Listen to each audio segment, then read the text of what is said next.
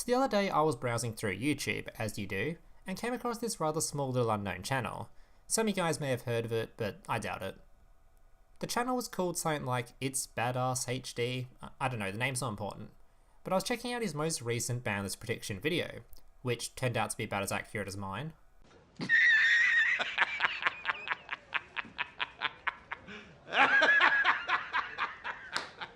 But during this video, I heard something rather interesting, which kinda got me thinking. And also, the KC Grand Tournament is coming with a promo card, the prize card of winning of a Dark Magician. But the card, absolutely the deck sucks in Duel Links right now. It's not doing anything. So this was the first time I heard about this prize, and sure enough, that's actually the case. The prize card for winning the upcoming KC Grand Tournament is in fact a very fancy looking Dark Magician, in a game where Dark Magician at the moment is about as relevant as Tristan was in the anime. In another few hours, the sun will rise.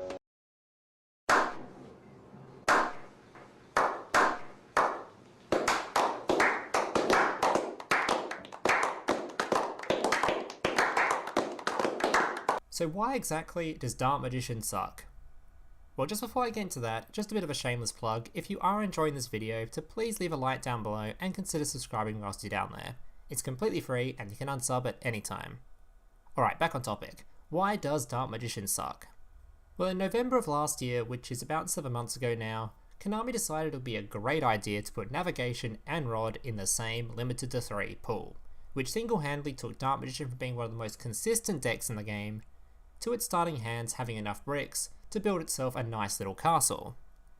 Now the reason for this hit specifically was actually a first of its kind in Duel Links, as the reason it was hit was specifically to promote deck diversity on the ranked ladder, as Dark Magician at the time, at least in tournament play, wasn't exactly that strong.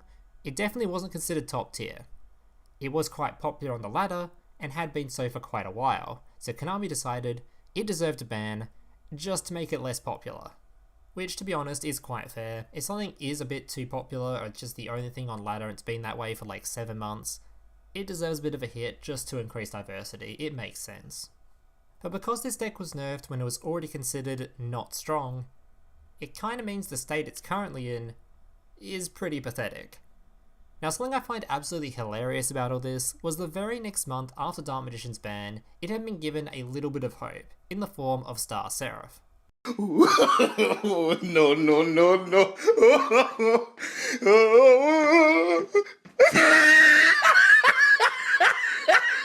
Yeah, thank you Dark Lords for that one. So as it currently stands, the best way to play Dark Magician would be something like this. No rods, no illusion, and a chair stuck at 2.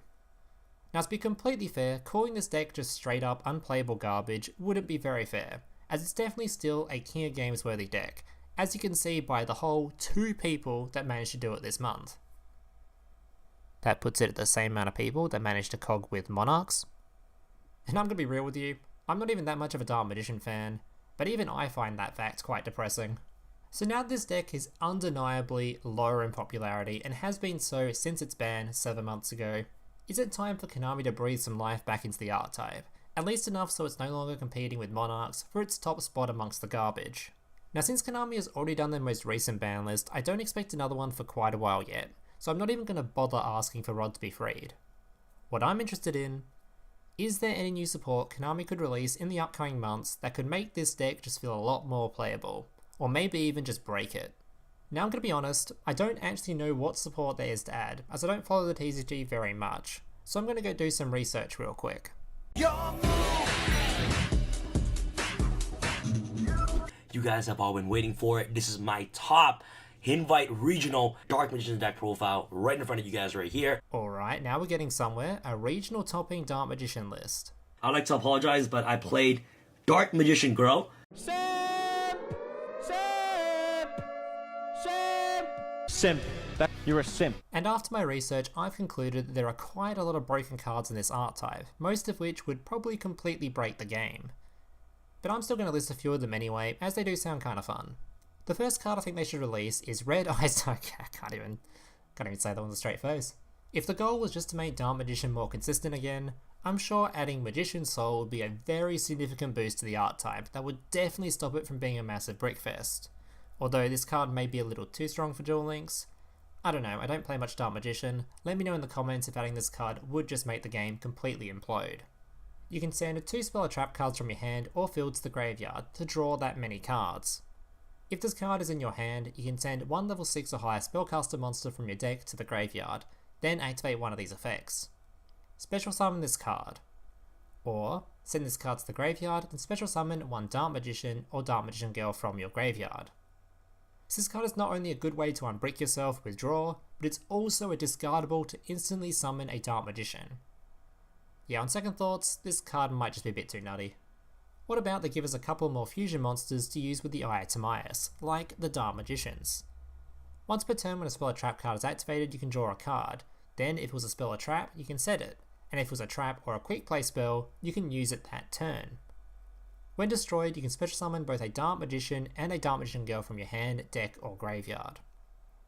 Honestly, I think this card is pretty awesome based on the artwork alone, but I'm not sure how much it would actually help the state of Dark Magician at the moment. Probably not a whole lot, but I would still like to see it added anyway. They could give us Dark Magician the Dragon Knight, which is a 3k attack monster that simply protects your spell and trap cards from being targeted or destroyed by your opponent's card effects, which sounds like a nutty ability, as it effectively makes nearly all back removal worthless. But you know what, I think this card is actually pretty balanced for Duel Links because we have Hatred Aid. How about Eternal Soul, which can make all your Dark Magician monsters immune to card effects, but if it's removed, all your monsters are instantly destroyed. Maybe don't add this card and the previous together. It's also another method of summoning Dark Magician, and a search of 1000 Knives or Dark Magic Attack.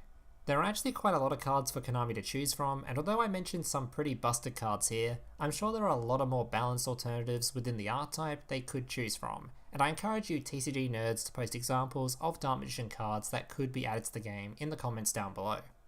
Honestly, I'm not really sure what this video is meant to accomplish, but if you enjoyed it, make sure to leave a like, and yeah, subscribe whilst you're down there. Thanks for watching, laters. Hey, big brother, can I watch SpongeBob? Shut up, Mokuba. I'm busy flagging YouTube videos to compensate for the fact that I have an extremely small penis. Oh.